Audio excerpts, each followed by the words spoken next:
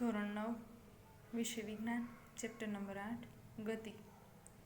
એમાં અત્યાર સુધી આપણે આલેખનું મહત્ત્વ જોયું હતું. ગતિનું આલેખીય નિરૂપણ કરવાનું છે, બરાબર. એના માટે અચળ ઝડપથી ગતિ કરતું જે પદાર્થ છે એનો અંતર અને સમયનો આલેખ દોરવાનો છે, અને પદાર્થ કેવી રીતે ગતિ કરે, ઝડપ કેવી રીતે શોધાય એ જોવાનું છે, બરાબર. આપણે અહીંયા અંતર અને સમયનો આલેખ દર્શાવેલો છે. એક્સ અક્ષ ઉપર સમય છે અને વાય અક્ષ ઉપર અંતર છે. અંતર કિલોમીટરમાં છે, સમય મિનિટમાં છે, બરાબર. અહીંયા જે ડોટ ડોટ આપેલા છે ત્યાં પદાર્થની ઝડપ છે એ દર્શાવેલી છે. એક્સ અક્ષ ઉપર સમય છે, વાય અક્ષ ઉપર અંતર છે, બરાબર. અહીંયા જે છેદે છે ત્યાં S1 કીધું છે. અહીંયા T1 છે. પહેલાં T1 40 છે એ 25થી 26 ઉપર આવે છે, બરાબર. એવી રીતે T2 છે તો અહીંયા કેટલા આવે તો કે વચ્ચે ડિસ્ટન્સ કેટલું છે કે 10 નું છે, તો અહીંયા 50 છે એ આવે છે 35 ને 36 ઉપર આવે છે. એ રીતના આલેખ તો આપણને જોતા ખ્યાલ આવી જાય છે, બરાબર. તો કે સમય 50 મિનિટે એની ઝડપ કેટલી હશે 36 કિલોમીટર સુધીની હશે. એમાં આપણે કહી શકીએ.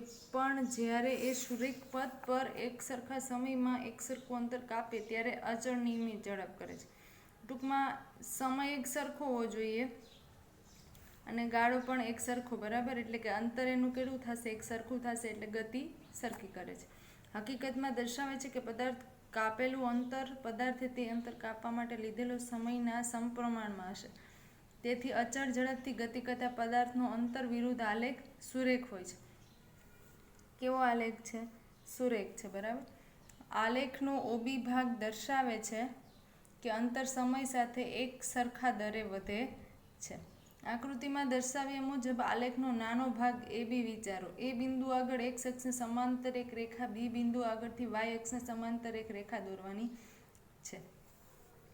એ બિંદુ આગળ એક્સ અક્ષને સમાંતર, એક્સ અક્ષ અહીંયા છે એને સમાંતર એક રેખા દોરી. એવી રીતે બી બિંદુ આગળ એક્સ અક્ષને સમાંતર એક રેખા, સમાંતર એટલે એકબીજાને ક્યારેય છેદે નહીં એવી, બરાબર. આ સમાંતર થઈ, આ એ સમાંતર થઈ દોરી. પછી શું થાય તો કે આ બંને રેખાઓ એકબીજાને સી બિંદુ આગળ મળે છે અને કાટકોણ ત્રિકોણ ABC રચે છે.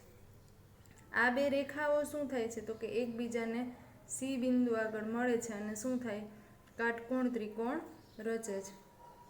A, B અને C કાટકોણ ત્રિકોણ રચાણ.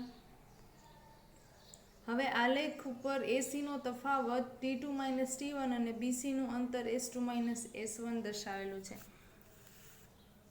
જો આલેખ ઉપર A અને C નો તફાવત કેટલો થાય તો કે મોટામાંથી નાનું બાદ કરવું. તફાવત હમણાં કઈ રીતે શોધાય તો કે જે મોટું હોય એમાંથી નાનું બાદ, એટલે T2 માંથી T1 છે એ શું કર્યું, બાદ કર્યું. એવી રીતે અંતરમાં પણ એવું થશે, મોટામાંથી નાનું બાદ કરવું એટલે S2 માંથી S1. કેનું અંતર આવે છે તો કે આ જે હતો સમય A અને C નો હતો, આ અંતર કોનું આપેલું છે તો કે B અને C વચ્ચેનું. જો આનું S1 છે અને આને S2 છે તો એ બેનું વચ્ચેનો તફાવત કેટલો થાય તો કે S2 - S1. હવે આપણને ખબર છે કે આલેખમાં દર્શાવ્યા મુજબ આપણે પદાર્થ A થી B તરફ પહોંચે છે ત્યારે તે S2 - S1 જેટલું અંતર કાપે છે. સમય કેટલો આપેલો છે તો કે T2 - T1 સમયગાળામાં, બરાબર. તો પદાર્થની ઝડપની વ્યાખ્યા આપણને ખ્યાલ છે. એ મુજબ આપણે કહી શકીએ તો કે કાપેલું અંતરના છેદમાં લાગેલો સમય. તો અંતર કેટલું કાપેલું છે તો કે S2 - S1 ના છેદમાં સમય કેટલો લાગેલો છે તો T2 - T1, બરાબર. અહીં રેખા OB નો ઢાળ m = tan θ છે. જ્યાં થીટા છે એ રેખા OB ને ધન અક્ષ x દિશા સાથે વિષમઘડી દિશામાં આંતરેલો ખૂણો દર્શાવે છે. સુરેખ આલેખ પર ઢાળનું મૂલ્ય હંમેશા અચળ હોય છે. તેથી અહીં પદાર્થની ઝડપ પણ હંમેશા કેવી રહેશે, અચળ જ રહેશે. એના પછી તમને લોકોને આલેખ ડ્રો કરવાનો છે. પ્રવેગી ગતિ કરે છે, અંતર અને સમયનો આલેખ આપણને ખ્યાલ છે. આવી રીતે આલેખ ડ્રો કરવાનો થાય. અહીંયા અંતર દર્શાવીએ, અહીંયા સમય દર્શાવીએ. એક્સ અક્ષ ઉપર અંતર, વાય અક્ષ ઉપર સમય. હવે અહીંયા એક્સનું તો પ્રમાણમાં વ્યવસ્થિત છે, 2 2 2 2 દર્શાવેલું છે, બરાબર. 0 થી 2, 2 થી 4, 4 થી 6, 6 થી 8, 8 થી 10 અને 10 થી 12. પણ અહીંયા અંતર મીટરમાં આપેલું છે. એમાં જો આડાવડું છે તો એનું પ્રમાણમાં કેટલું લેશું તો કે 5 5 નો ડિફરન્ટ રાખશું. 0, 5, 10, 15, 20, 25 એવી રીતે રાખશું, બરાબર. હવે જો એ કોષ્ટકમાં આપેલ સમય અને તેને અનુરૂપ અંતરના મૂલ્યોના આધારે કારની ગતિ માટે અંતર સમયનો આલેખ આકૃતિમાં દર્શાવેલો છે. અહીં આલેખનો આકાર સુરેખ નથી, જે નિયમિત ગતિ માટે હોય છે. આલેખનો આકાર દર્શાવે છે કાપેલ અંતર તેને અનુરૂપ સમય વચ્ચે અરેખીય સંબંધ છે.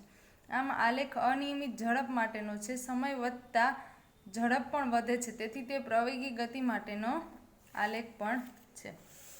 અહીં આલેખ આપેલો છે જે પ્રવેગી ગતિ માટેનો છે. બરાબર. અહીંયા જો સમય 2, 4, 6, 8, 10 અને 12 વચ્ચે છે. અહીંયા 5, 10, 15 એ વચ્ચેનો આલેખ ડ્રો કરવાનો. આલેખ શું દર્શાવે છે? તો કે આલેખ નિયમિત ઝડપ માટેનો છે અને સમય વધે ને એને લીધે ઝડપ પણ વધે છે, એટલે કે એ પ્રવેગી ગતિ માટેનો આલેખ છે.